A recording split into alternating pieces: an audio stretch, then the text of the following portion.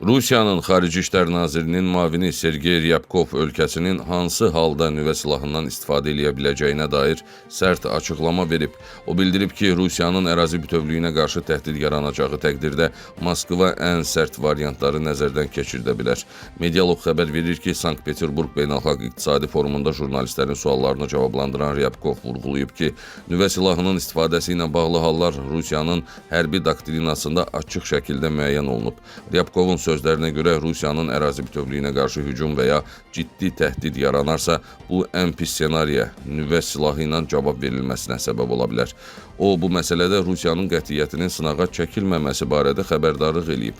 Rusiya rəsmisi bildirib ki, nüvə silahından istifadə qərarı təsadüfi deyil və ölkənin hərbi doktrinasında nəzərdə tutulan şərtlərə əsaslanır.